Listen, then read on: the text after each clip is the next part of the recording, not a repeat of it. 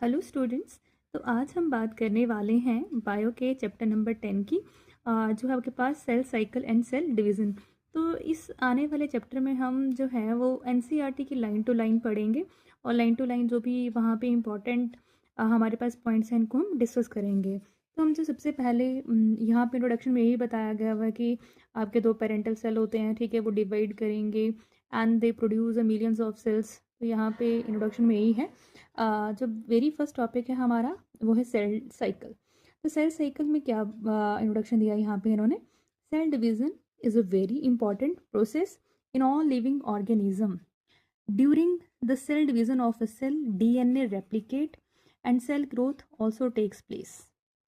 All these processes, that is cell division, DNA replication and cell growth, hence have to take place in a coordinated way to ensure correct division and formation of progeny cells containing intact genome. The sequence of events by which a cell duplicates its genome,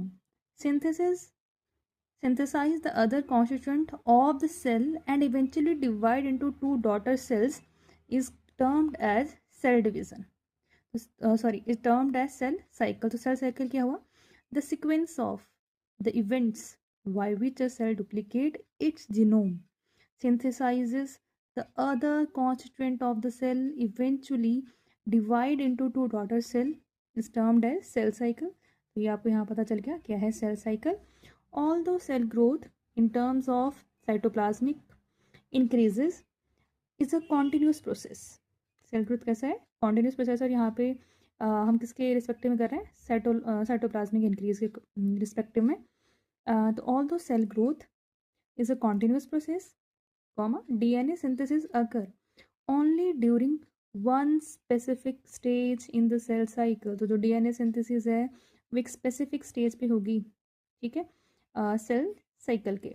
the replicated chromosome DNA, जिसको हम DNA बोल रहे हैं, are then distributed to daughter nuclei by a complex series of events during cell division.